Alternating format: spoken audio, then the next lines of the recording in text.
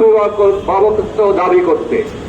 আমাদের পররাষ্ট্র মন্ত্রণালয়ের উচিত ভারতে কোনো মুসলমান যদি নির্যাতিত হয় তাহলে পররাষ্ট্র মন্ত্রণালয় থেকে এটা কড়া প্রতিবাদ জানানো। আমি আশা করব এবং দাবি করব এই সরকারের কাছে, এই জনতার সরকারের কাছে, যে আপনারা ভারতের প্রতিটা মুসলিম নির্যাতনের জন্য ভারত সরকারের কাছে এটার প্রতিবাদ জানাবেন। মাথা নিচু করে ভারতের সাথে কোনো সম্পর্ক করা যাবে না। আমরা একটা স্বাধীন জাতি, আমরা একটা গর্বিত জাতি, আমরা আমাদের স্বাধীনতায় বিশ্বাস করি, আমরা আমাদের একাত্মতায় বিশ্বাস করি এবং ভারতের চোখে চোখে তাকিয়ে সমতার ভিত্তিতে তাদের সাথে একটা সম্পর্ক গড়ে তুলতে চাই। আপনারা খেয়াল করবেন, আমি বন্ধুত্বপূর্ণ সম্পর্ক বলছি না। বন্ধুত্বপূর্ণ সম্পর্ক দুইটা দেশের সাথে সবসময় চলতে পারে না। অবস্থার পরিপ্রেক্ষিতে সম্পর্কের ওঠানামা করে। ভারত যদি আমাদেরকে সমমর্যাদার মনে করে, আমাদের স্বাধীনতার মূল্যবোধের তারা যদি একটা স্বীকৃতি দেয়, তারা যদি আমাদের কি প্রয়োজন সেটাও জানতে চায়, তাহলেই শুধুমাত্র সমতার ভিত্তিতে তাদের সাথে একটা প্রতিবেশী সুলভ সম্পর্ক গড়ে উঠতে পারে। তাছাড়া মাথা নিচু করে নতজানু হয়ে ভারতের পায়ে হাত দিয়ে সালাম করে কোনো সম্পর্ক বাংলাদেশিরা ভারতের সাথে করবে না। এটা আমাদের অঙ্গীকার। আমি চাই যে বর্তমান যে একটা পরিস্থিতি বাংলাদেশে বিরাজ করছে, কে কিভাবে উপদেষ্টা হচ্ছেন সেটা জনগণ জানতে পারছেন না। বর্তমান সরকারকে অনুরোধ করব, ছাত্র জনতা 5ই আগস্ট একটা বিদ্রোহে জয় করে আপনাদেরকে একটা সরকার বানিয়েছে।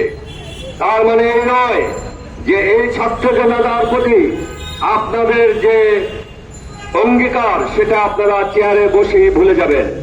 এই ছাত্র জনতা যেহেতু আপনাদেরকে বসিয়েছে, এই ছাত্র জনতার অধিকার আছে আপনাদের থেকে জানার যে প্রতিজন উপদেষ্টা যারা নির্বাচিত হয়েছেন তাদেরকে আপনারা কোন যোগ্যতার ভিত্তিতে কিভাবে নির্বাচন করেছেন। আপনারা নির্বাচন কমিশনের নাম চান আমাদের বিভিন্ন দলগুলোর কাছে, তাহলে আপনারা উপদেষ্টা সিলেক্ট করার জন্য কেন আমাদের কাছে নাম চান না? এখানে এত গোপনীয় বা এত হাস কেন? কি লুকাতে চাচ্ছেন আপনারা আমাদের থেকে? মনে রাখবেন, আমরা আপনাদের ওখানে বসিয়েছি, আমাদের দয় আপনারা ওখানে বসে আছেন। আপনাদের কাজ হচ্ছে যে আপনাদের আর একজন উপদেষ্টা যদি আপনারা নির্বাচন করেন এবং সেটার বিবেচনার ভিত্তিগুলি আমাদেরকে না জানান, তাহলে আমরা ধরে নেব আপনারা আমাদের বিরোধিতা করছেন, আপনারা আমাদের উপর আস্থা রাখছেন না। সেক্ষেত্রে আমরাও খেটে খেটে আপনাদের ওই চেয়ার রক্ষা করার দায় নেব না। আমরা যখন আপনাদের 15-20 জনকে ওখানে বসিয়ে একটা সরকার বানাতে পেরেছি, ইনশাল্লাহ আমরা চাইলে এরকম আরো 2-1টা সরকার বানাতে পারবো। আমি বাংলাদেশের সবগুলো দলকে অনুরোধ করব, একসাথে থাকুন। ছাত্রদের অনুরোধ করব, একসাথে থাকুন। সবাই সবার মধ্যে যতটুকু পার্থক্য আছে সেটা নিয়ে আলোচনা করুন।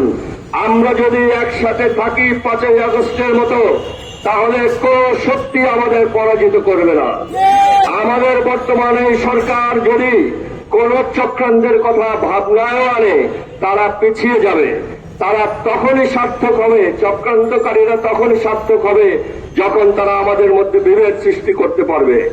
আসুন বিভেদের রাজনীতি আমরা পরিহার করি, আমরা জাতীয় হিসেবে একাত্ম হই, এক সুরে কথা বলি, এক কণ্ঠে কথা বলি এবং একটা দাবি জানাই, সবাই বাংলাদেশের জন্য কাজ করুন, সবাই বাংলাদেশকে তুলে ধরুন, সবাই বাংলাদেশকে নিজের মনে করে গর্বিত বোধ করুন। ধন্যবাদ আপনাদের সবাই।